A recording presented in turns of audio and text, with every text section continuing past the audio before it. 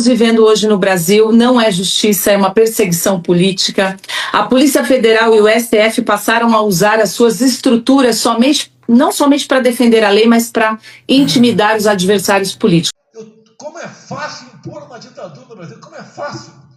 Adversários políticos. A gente está vendo claramente que transformaram Bolsonaro e Eduardo, também o pastor Silas Malafaia, em inimigos a serem eliminados. E aí eu pergunto, né? Conversar no privado virou crime desde quando? Eu sou o culpado? Que merda, hein? Sabia não?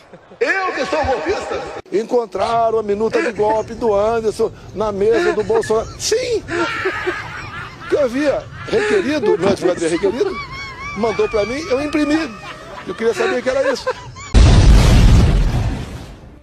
Perfeito. Se houver o cenário de terra arrasada, pelo menos eu estarei vingado. Isso é uma vergonha que estamos assistindo no Brasil. Eu sou um líder religioso. Eu não sou um bandido nem um moleque.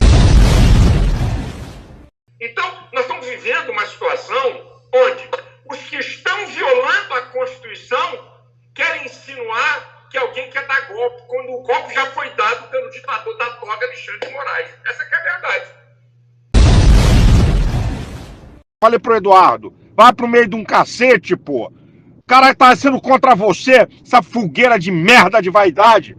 Os números ainda tem muita gente para aprender e muita multa para aplicar. A primeira matéria sobre a roubalheira do INSS, botando meu nome, era que o careca do INSS, né, depositou dinheiro na minha conta de campanha. Verdade, depositou sim. A própria CPMI do INSS.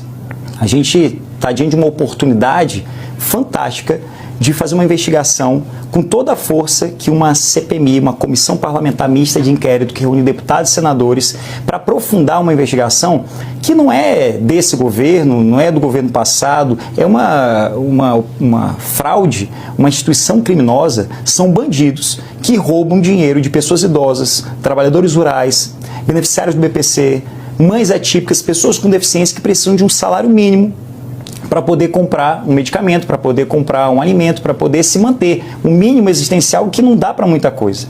Mas, quando vai investigar, olha só para os erros de um e passa pano para os coleguinhas. Por exemplo, no governo Bolsonaro, mais de 30 mil fraudes foram constatadas, mas nada foi feito. E o careca do INSS vai cair no colo do Bolsonaro, tá?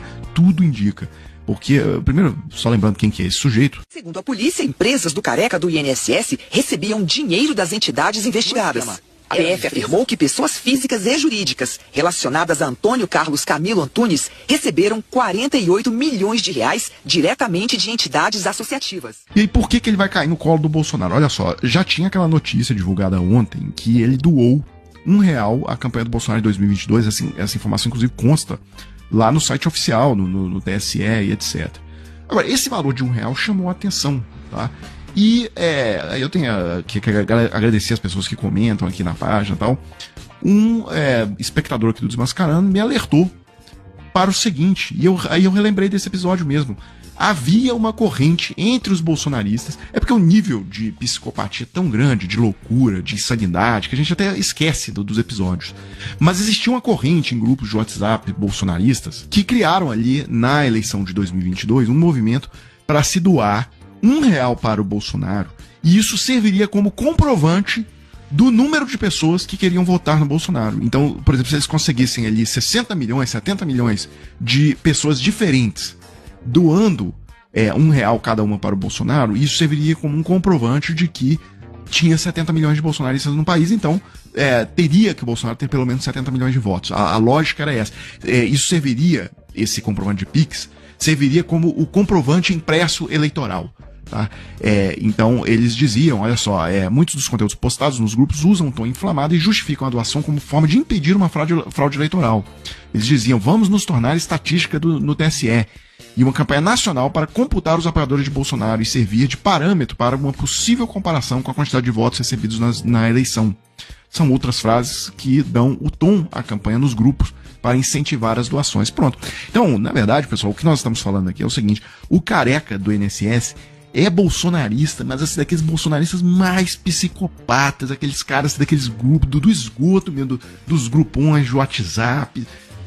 Porque imagina um cara que tava nesse nível de doutrinação. Tá? Cara que tava fazendo doação de R$1 para servir de comprovante por causa da fraude eleitoral. Então o cara é bolsonarista no último nível.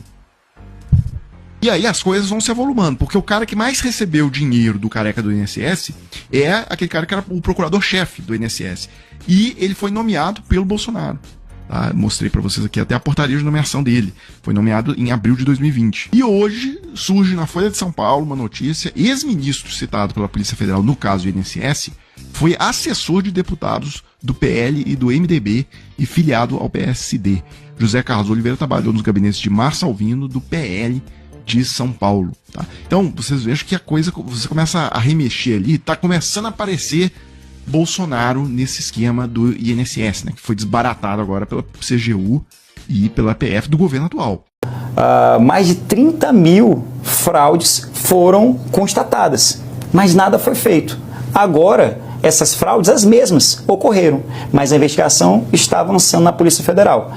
O que precisa ser feito, até para resgatar a confiança das pessoas na política e nos políticos, é agir como eu estou agindo. Não importa quem errou. Se é da direita ou da esquerda, se é do meu partido, se é de outro partido, se é do PL ou do PT. Se errou, vai responder com todo o rigor que a lei prevê.